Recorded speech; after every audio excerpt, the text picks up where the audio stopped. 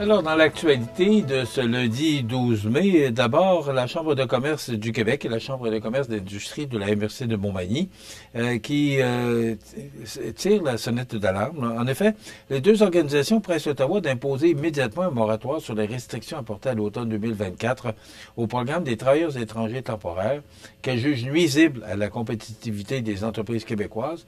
Peut-être qu'avec M. Carney, on va reculer sur ce projet de loi. Je ne sais pas si c'est un projet de loi, là, mais c'est un programme là, qui était voué aux entreprises, particulièrement là, pour la saison estivale, là, parce qu'il y a beaucoup d'employeurs qui ont besoin là, pour la saison estivale, mais il y avait d'autres besoins au cours de l'année. Et là, ben, il y a une restriction maintenant par rapport à l'embauche de ces gens. Conséquence directe, ben, des ralentissements d'activité, des pertes de productivité et une menace à la relance économique. Puis pourtant, le taux de chômage atteint 6 son plus haut niveau depuis 2017, tandis que le taux de postes vacants a grimpé de 5,1 au dernier trimestre de 2024. Donc, cela démontre que la main-d'œuvre locale ne suffit pas. Ça, on le sait. Probablement que le gouvernement ne voit pas les choses de la même manière, là, parce qu'on sait qu'il y a un besoin criant de main-d'œuvre. Il est, à ce qu'on me dit, beaucoup moins pire qu'il l'a déjà été, mais il y a encore un problème de pénurie de main-d'œuvre. Alors, ces gens-là qui venaient au secours de nos entreprises, ben, on dit non, là, on a un programme, là, puis ce programme-là est terminé. Alors, non, vous pouvez vous retourner chez vous. Alors, ces gens-là ont fait l'effort d'apprendre le français. Ces gens-là ont fait l'effort de venir s'établir ici, d'amener leur famille. Et plusieurs d'entre eux sont obligés de retourner chez eux. Alors, on verra bien si la Fédération des chambres de commerce sera entendue par le nouveau gouvernement en passant. La sermentation du Conseil des ministres de M. Carney se fera demain, mardi. On verra bien ce que ça va donner. La MRC Montmagny poursuit son rayonnement international grâce à un partenariat unique avec la Martinique. On sait qu'il y avait déjà eu des échanges l'an passé. Ben, on revient avec ces échanges, avec cette belle région qu'est la Martinique. On voit d'ailleurs une magnifique photo, là. Ce soutien issu du Fonds franco-québécois pour la coopération décentralisée permettra à la MRC de consolider ses liens avec la communauté d'agglomération de l'espace sud de la Martinique dans une démarche axée sur la culture, l'innovation et le tourisme durable. Donc, l'objectif est clair, soit celui de valoriser des patrimoines culturels, tant communs que distincts, à travers des échanges dans les domaines aussi variés que la musique, la littérature, la danse, l'artisanat et la gastronomie. Donc, des gens de la Martinique qui vont venir chez nous et des gens de chez nous qui vont, à l'hiver, aller à la Martinique. Donc, voilà, cet échange entre régions similaires, là, probablement. Je ne vais pas vérifier la population, mais probablement que si on fait ces échanges-là avec cette région-là de la Martinique, bien, probablement parce qu'il y a des similitudes entre Montmagny et la Martinique. Bon, bien, une fois de plus, la tension monte entre les producteurs forestiers de la Côte-du-Sud et l'industrie du sciage, alors que le compte à rebours est enclenché vers l'entrée en vigueur d'un nouveau système de mise en marché collective prévu pour le 1er juillet. On en a parlé amplement. Mais là, ça se poursuit. Face à une médiation au point mort, le syndicat des producteurs de bois de la Côte-du-Sud a officiellement demandé l'intervention d'un arbitre auprès de la Régie des marchés agricoles et alimentaires du Québec. Il y a déjà eu une médiatrice, là, Maître Manon Beaumier, qui avait été nommée pour rapprocher les deux parties. Mais à la dernière rencontre de médiation, le 29 avril dernier, c'est quand même récent, les représentants du Conseil de l'industrie forestière du Québec, le CIFQ, étaient absents. Donc, depuis le Conseil, le CIFQ a indiqué qu'il ne serait pas disponible avant la mi-juin. Et la date butoir, c'est le 1er juillet. Alors, pour le syndicat, il s'agit là d'une tactique délibérée visant à retarder, voire à empêcher la mise en marché collective. Le Conseil de l'industrie forestière du Québec avait d'ailleurs déjà obtenu un premier report, dont la date initiale était fixée au 1er février dernier. Alors, le président du syndicat, là, devant l'impasse, M. Pierre Lemieux, mentionne que, et je cite, « Chaque jour, sans la mise en marché collective, est une perte financière pour les producteurs et un manque de respect envers toute la filière du bois. » Alors, histoire à suivre, il y a une rencontre d'ailleurs qui est prévue là, ce mercredi ce sont les producteurs du bois de la Côte-du-Sud qui sont convoqués à l'Assemblée générale annuelle du plan conjoint des producteurs de bois de la Côte-du-Sud. C'est le 14 mai à 13h à la salle des bâtisseurs du Centre Rousseau à Saint-Jean-Port-Joli. Excusez-moi. Donc, à suivre, on va en reparler cette semaine. Vous vous souvenez que vendredi, il y avait des élèves qui avaient démontré leur intention de ne pas assister au cours du vendredi pour protester là, contre le fait que le ministre Drainville interdit maintenant le cellulaire à l'école. J'ai vérifié, j'ai appelé Mme Isabelle Larrivée-Lavoie du Centre de services scolaires de la Côte-du-Sud pour voir comment ça s'était passé chez nous. Et ça s'est très bien passé.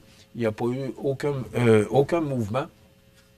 Donc, et je l'ai appelé vers 16h vendredi après-midi pour m'assurer que toute la journée que la journée était presque terminée pour les étudiants.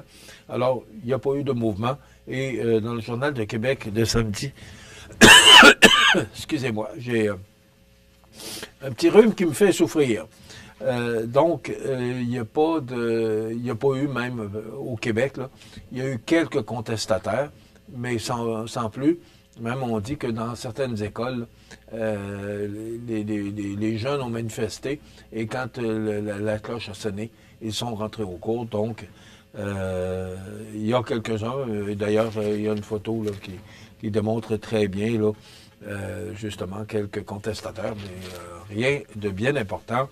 Alors, on se rallie, il faut croire, à cette règle du ministre de l'Éducation.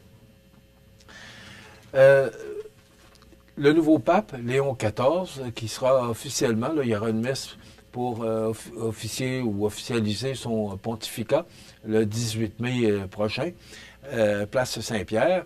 En attendant, qu'est-ce qu'attend le nouveau pape? Finances déficitaires, lutte contre la pédocriminalité, baisse des vocations. Alors, c'est ce qu'attend le nouveau pape. Léon XIV va devoir affronter de nombreux défis pour l'avenir de l'Église catholique.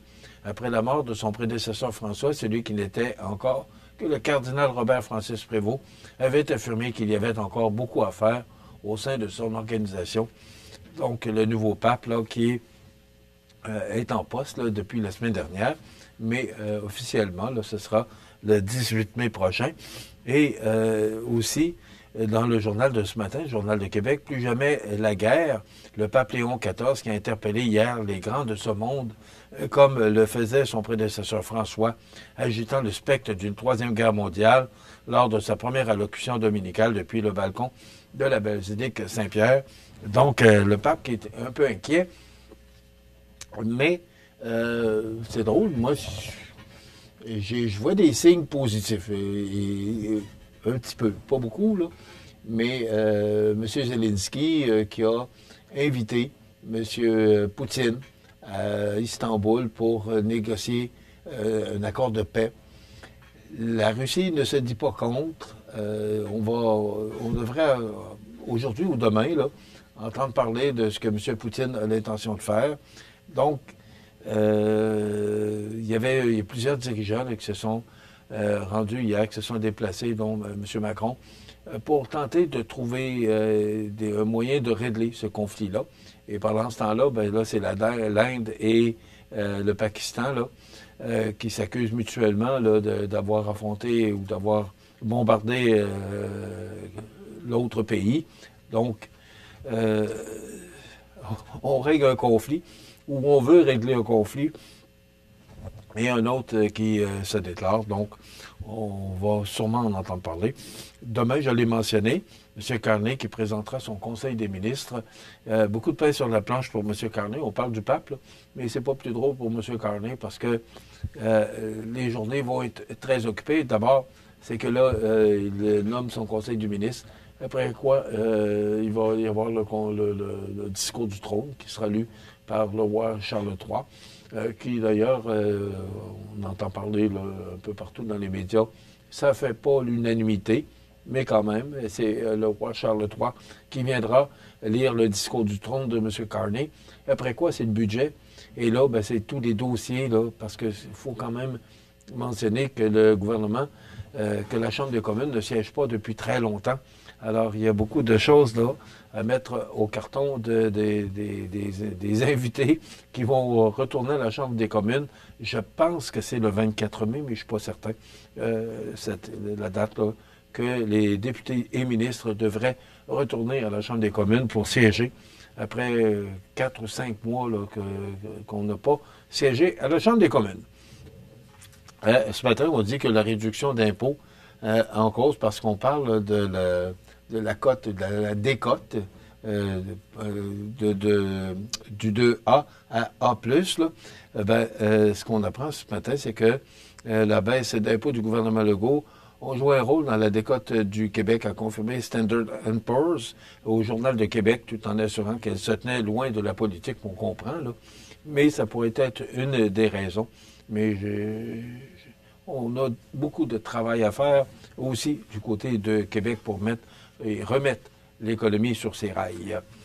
Demain, on a la chronique Bouffard Sport, alors qu'on parlera des produits de piscine et de sport. C'est intéressant, là, avec Nicolas Turcotte, qui est le nouveau propriétaire de Bouffard Sport.